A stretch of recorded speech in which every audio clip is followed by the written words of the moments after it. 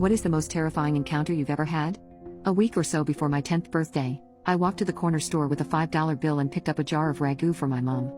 On my way home, a man I'd never seen before fell in step with me and began talking. "Hi," he said, cheerfully. "My name is Dr. Ramsey. I'm a pediatrician. Do you know what a pediatrician is?" I walked along silently, not replying and fervently hoping he would take that as a sign he should leave me alone.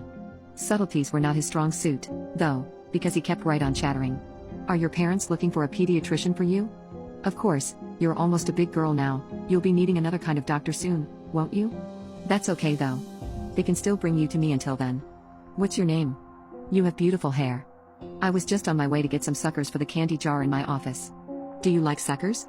Thankfully, we were nearing my house, so I ran forward, up the back steps and into through the kitchen door. I didn't know it then, but that was the beginning of a very long, very scary ordeal. It didn't take long after that for Dr. Ramsey to begin showing up. At first, it seemed benign enough, at least to a kid. He would drive by nearly every day, smiling and waving. I told my mom, who said maybe it was on his way home from work. But then, the phone calls began. My dad called me into the living room, and sat me down. He asked about the day Dr. Ramsey followed me home, and if I talked to him. He said I wasn't in trouble, but that I needed to tell him the truth.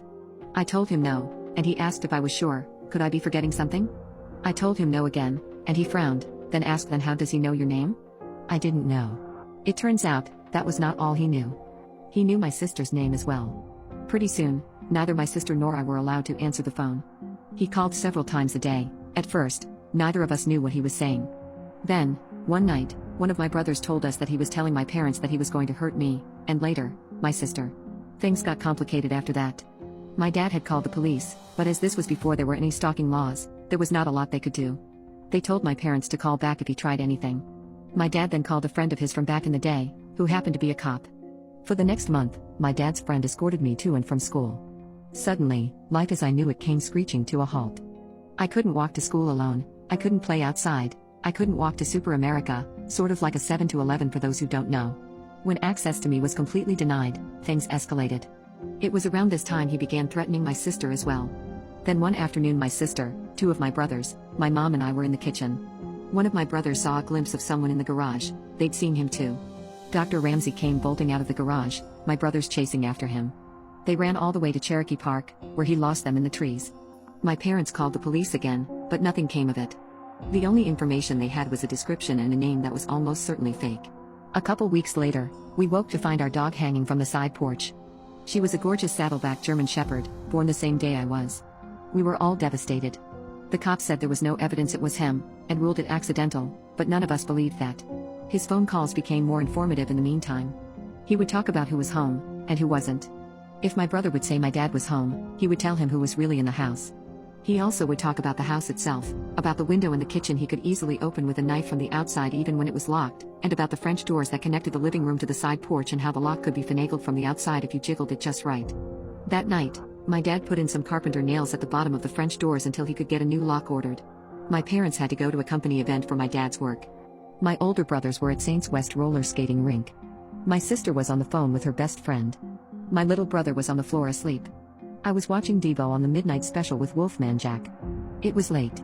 Suddenly, the top of the French door swung inward, and in the few milliseconds before the nails in the bottom caused them to snap back, I could see his silhouette.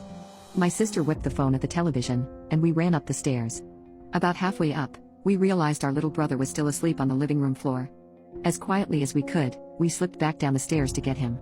We all went into our bedroom and didn't turn on the light, this way we could see outside. We watched out the window for a while, and when we didn't find him, we crept down the hall to our brother's room to look. We looked down and could see someone standing at the back door. He knocked, loudly. "What do you want?" My sister asked out the window. He stepped back and said, "Is this the Mercy residence? I have a pizza for delivery. Can you come to the door?" She scoffed at him, declaring she was not stupid, she could see he didn't have a pizza, and she was calling the cops. He left. A short while later, my brothers returned home. We told them what happened and they walked around the yard, watching for him. They came back in, and things settled down. By now we'd pretty much given up calling the cops because it never helped, so we just went back in, each of us, except my youngest brother, still asleep, carrying a knife from the kitchen just in case. Eventually, one of my brothers went into the kitchen to get a bowl of cereal as a snack. You know that sensation you get when you can just feel someone watching you? Yeah, he had that in spades. He kept looking around the kitchen, through the doorway into the dining room, at the windows. He didn't see anything, but he could still feel eyes on him, so he went closer to the door to try to see better. The kitchen lights were reflecting on the windows of the door. It had 3 rows of 3 windows, so he still couldn't see. He stepped closer, then closer again, until he was right up to the door, then cupped his hands on either side of his head so he could see. There on the other side of the window pane was Dr. Ramsey, smiling back at him. He turned to yell for my older brothers, and when he looked back again, he was gone.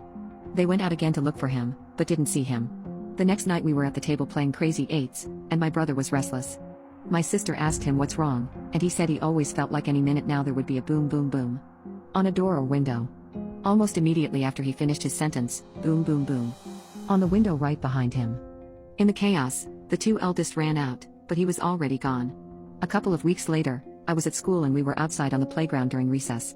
I was swinging upside down when I saw that now familiar blue Ford Galaxy cruising by, moving slowly. There he was, smiling and waving.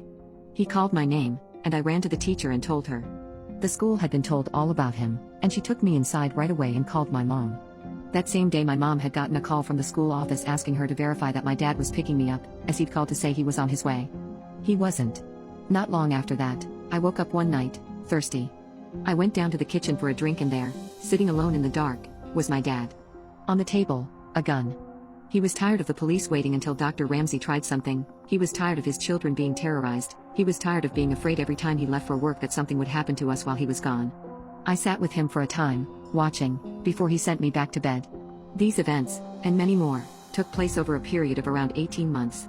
Then, as suddenly as it began, it was over. He had vanished from our lives, the phone calls, the drive-by with the creepy waves, everything. For a long time, during and after the Dr. Ramsey days, I would have a recurring nightmare in which I would wake up to find him standing over me as I slept. It took a long time before I felt like a kid again.